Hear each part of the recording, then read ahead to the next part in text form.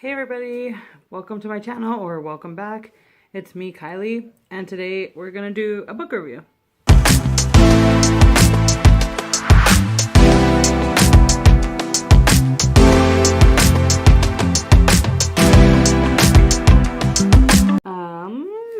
This weekend I finished reading To Kill a Kingdom by Alexandra Christo. I'm pretty sure in my recent vlog I said Alexander wrong. Alexandra. I really enjoyed this. I gave it 5 stars overall. But remember that I'm partial to fairy tale retellings. So, and this is a retelling of The Little Mermaid, but it's not like what you would expect at all. I am going to start with the characters because I feel like you need to know about them before you understand kind of like the plot summary I'm going to give you. So our main character, our Little Mermaid, she's not a mermaid, she's a siren. And it's exactly like the sirens that you think of as being like monsters that they sing their song and it like entrances the men on the ships, and then the sirens can kill whoever they want, kind of thing. Lyra is a siren princess. She's the daughter of the sea queen, and they call her the Princess Bane because she's only ever killed and taken the hearts of princes.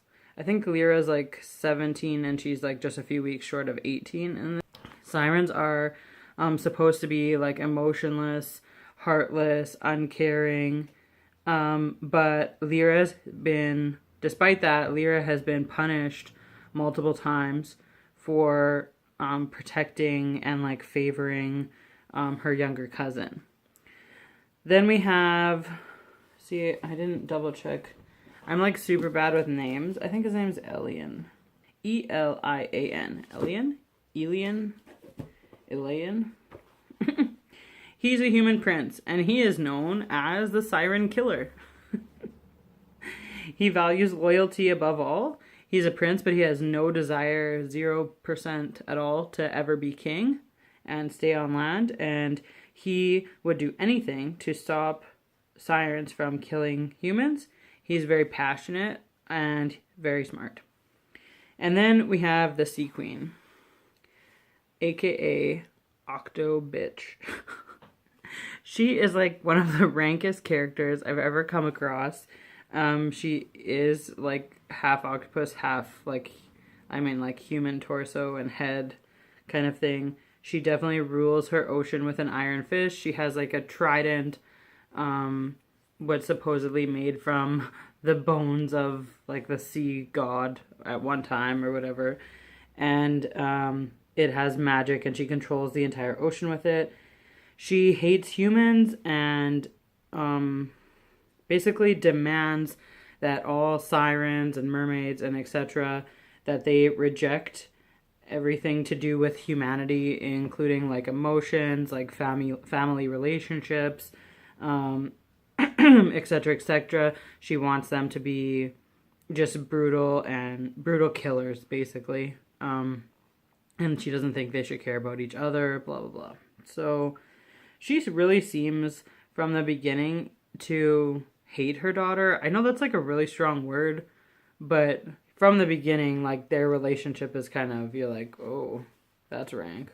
Okay, so the plot. We kind of have we have like Elian's path and goals and Lyra's path and goals, and they kind of course, cross and mix together.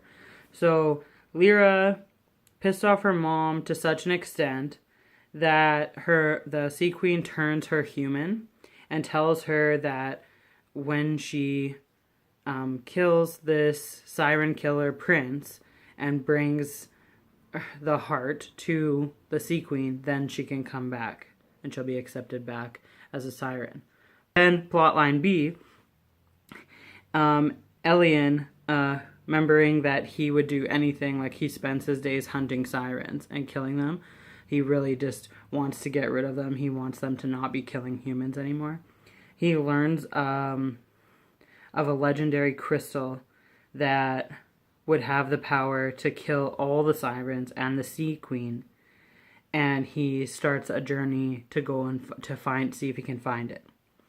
Because that would be like a great end game for him. And then Lyra ends up on Elian's boat.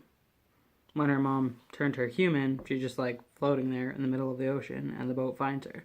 And so you have you have the Siren Killer and you have the Princess Bane together on the same boat. And yeah, it's pretty great. The setting, I think it's considered, is it considered like an epic fantasy when it's a completely different world and it has like its own maps and stuff? Yeah, that's what it was. It's like a whole bunch of like different kingdoms, and there's like some elements of magic in this world, obviously, like the whole crystal thing. Some of the things I liked about this is that the romance, you have to know that there's a romance, like it's The Little Mermaid. So the romance develops like along a normal expected timeline. You don't have any insta love. And it's very, very believable. And I really liked that. The romance never at any point ever takes over the plot.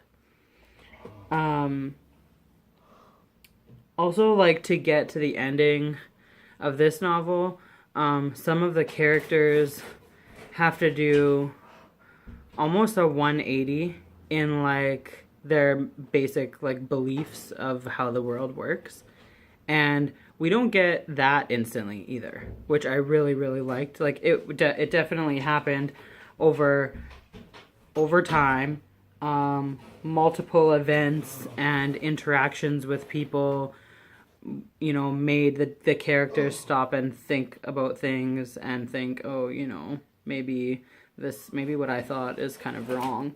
And so I really liked that.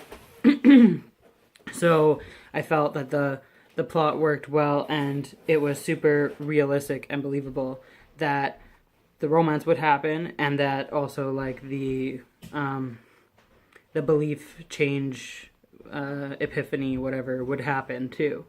I really love the ending.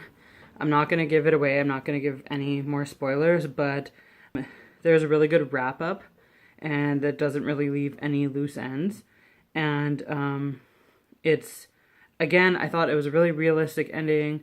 And if you've read this before, like, comment down below and we can start a discussion.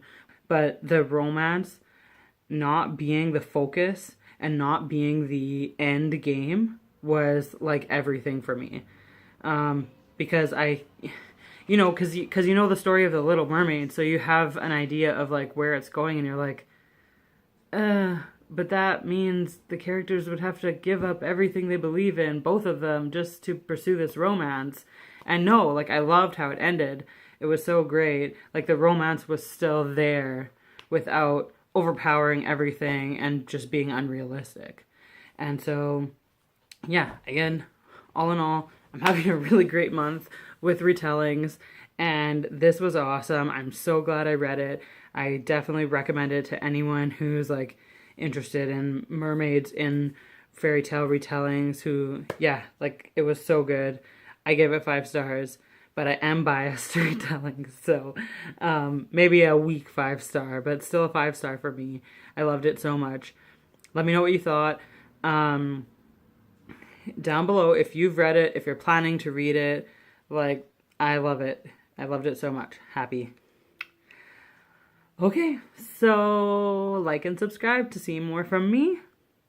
And that's all I have for you today. Bye.